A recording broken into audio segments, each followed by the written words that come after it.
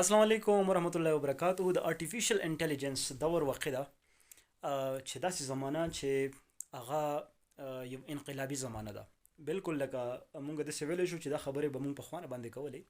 چې داسې دور را روان دی چې د انسانانو چې کوم کار دی د به ماشینان خپل کی او هغه انسانان چې چاته سکلز نه وي یاد څوک په طریقه باندې نه پوهیږي نو ډیفینیټلی دغه ژوند په دې دنیا کې مشکل شي. واقع ده تر اوسه پورې خو به مختلف قسمه سيزونه تاسو کتلی می ډیفینیټلی خو ځینې داسې سیزونه چې هغه پریکټیکلی سړی هغه د هغې ابزرویشن وکړي او هغه چې کومه دی پریکټس په هغې باندې وکړي نو ډیفینیټلی سړی حیران پاتې شي چې واقع ده او دا خبره خو حقیقت دی، دا پاسبل ده چې بالکل داسې کیدی شي. نن ما ټرای کوله، ما یوټیوب یو ټوټوریل ځان ته لګولی او د هغې نه چې کومه ما زده کړه کوله او یو ایمیج چې کومه یو تصویر و هغه تصویر باندې ما خبرې وکړې او هغه تصویر چې کومه ده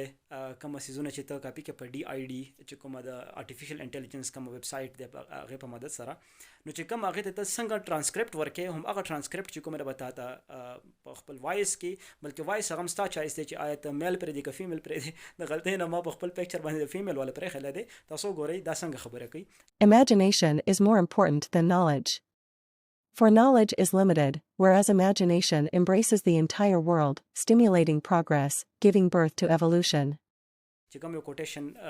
ما کاپی کړی دلته مې پیسټ کړی دی او هغه پکچر چې کوم ما اخیستی دی هغه پکچر چې کومه دی باقاعده د هغې چې کومه د سترګو جسټرز دي کومه د خولې هغه رپېده را رپېدې دي ډیفینیټلی بالکل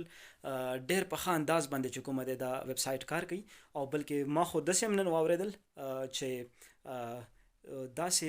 روبوټک وایفز لکه خلک به د ودونو نه مخلاص شي که نه په 9 لک روپۍ باندې ښځه میلاویږي سړي ته روبوټک وایف. نو ډیفینیټلی دنیا واقع د یو داسې اړخ ته روانه ده چې هر هغه کس به کامیابي چې څوک سکلفولي چاته سکل زیادي او څوک په دې سیزونو باندې پوهیږي. نو په ضد دې چې موبایل د داسې ټیک ټاک جوړولو لپاره یا ښکته بره ډیفینیټلی زه د څوک د دې سوشل ویب سایټس دي سوشل اپس دي د دې نه څوک منې کول نه دي پکار، بلکې د هر چا خپل چایس دی چې څوک یې په کوم انداز باندې استعمالوي ځکه چې نن سبا د هر چا جیب ته خپل چایس چې کومه د خپل دنیا ته بیانول دا د هر چا خپل چایس دی چې په څرنګه بیانوي. خو دا ویب سایټس داسې دي دا لینکس داسې دي چې په دې کې هم چې کومه ده لږې ډېرې ګوتې وهل پکار دي ځکه چې د دې قسمه سایټس نه تاسو ارننګ هم ډېر په اسانه سره کولی شئ. د پردي کوټیشن چې کومه ده راخلئ کاپي کوئ یا پیسټ کوئ او ځان له یوټیوب چینل یې کولاو کوئ نو اکنامیکلی الریډي ملک خو هم تباه دی، خو که چېرته په خپله تاسو اکنامیکلی سټرانګ شوئ انډیویژولي تاسو سټرانګ شوئ نو دا د ملک چې کومه دی طاقت جوړیږئ تاسو. نو په ضد د دې چې دا سیزونه تاسو بېجا استعمال کوئ، دا سیزونه تاسو چې کومه دی داسې فضول په موبایل کې تاسو ټایم ویسټ کوئ نو د نن نه پس زه ټولو ته دا ریکویسټ کوم چې ځان له یوټیوب چینل یې کولاو کوئ او په دې طریقه باندې چې کومه دی تاسو ټرانسکرپټ د پردی پیسټ کوئ او خبرې بل له تاسو تصویر کوي یا چېرته چې کومه دی ښه ښکلی د زنانه تصویر پرې پرېږدی یا د نارینه تصویر پرې پرېږدی یا د بوډا تصویر پرې پرېږدی نو ډېر زر ډېر په اسانه سره چینل مونټایز کېږي. بل دا چې کاپي رایټ کلیمز چې کومه دي قطعا په دې باندې نه راځي نو دا بهترین اپرچونیټي ده، بهترین موقع ده که چېرته څوک بلکې شته نور